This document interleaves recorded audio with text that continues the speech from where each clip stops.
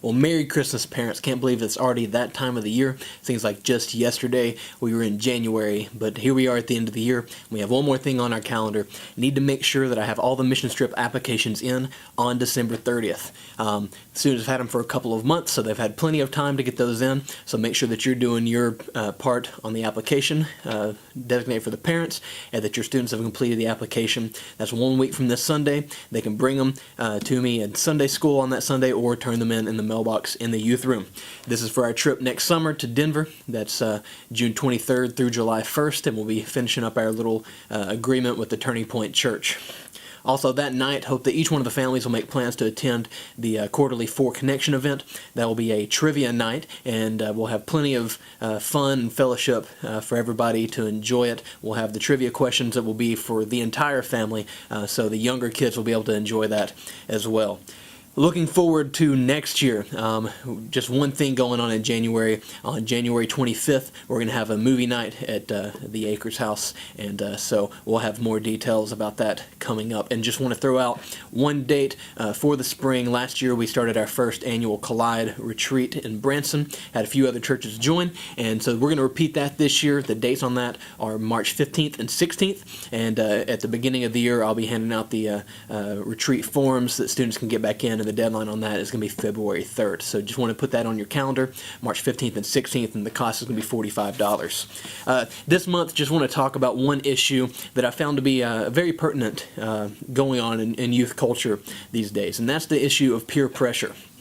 Now, whenever you think of peer pressure, a lot of times it kind of makes us scale back in fear because we think about just the pressure that's put on students to be culturally accepted. And I know whenever I was a kid how much peer pressure has changed to now. But whenever I was a student, when you think of peer pressure, it was really about smoking and drinking and doing drugs. And that's why we were able to have campaigns like the Just Say No campaign. And you probably remember the commercials about this is your brain and this is your brain on drugs. And so there were all of these different pushes about just say no because there were peer pressure, and the people who would pressure you were sort of made villains almost, that those were the negative moral things that students shouldn't do.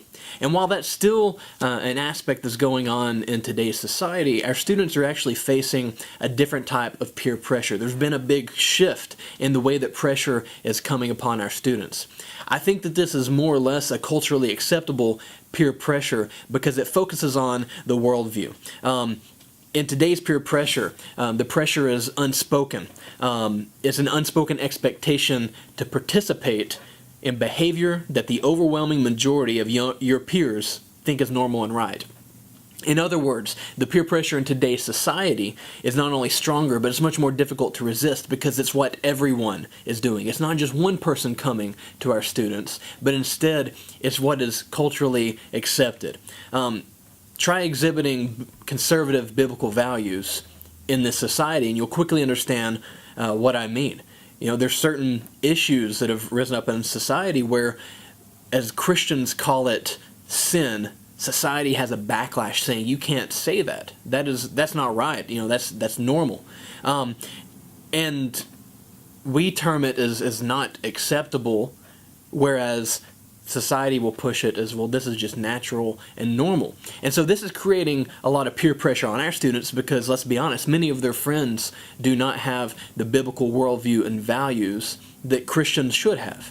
And we also have to question, do our students even have those biblical worldviews and values? They're being pushed to change what their worldview is. Is it going to be a biblical worldview that is in line with what Scripture teaches as acceptable and unacceptable? And we're not just talking about morally, but we're also talking about, why we're here. We're talking about what our purpose in life is. And when all of those things become unpackaged, it begins to shape the student's worldview, which is just worlds apart from what society deems as truth.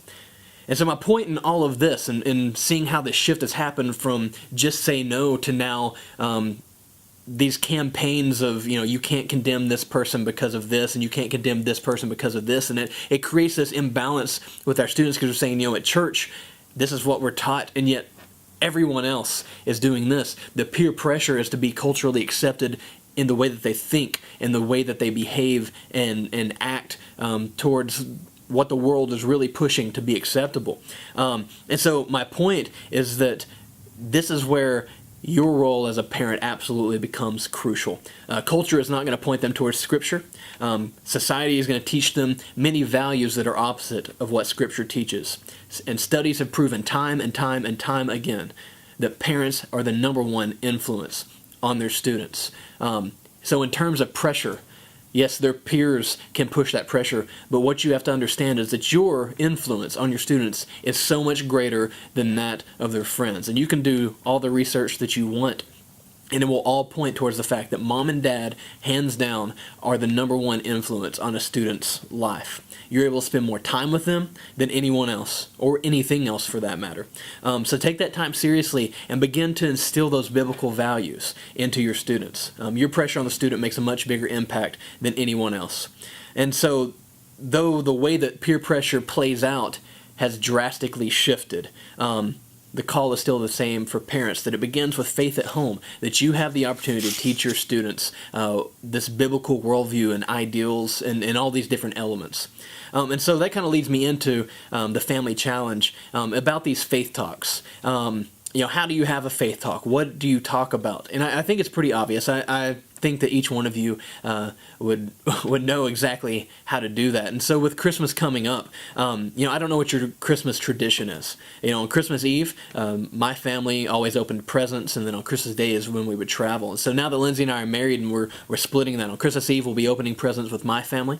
We'll leave later that night and we'll drive to her family's house about an hour away. We'll wake up on Christmas morning, and the tradition there is that we'll open presents, but not until her father reads the biblical account of Christ's birth in Luke chapter 2. And that's what the tradition is. And it's so big that Lindsay and her sister can recite the story with their dad as he reads it, because that's what the tradition is.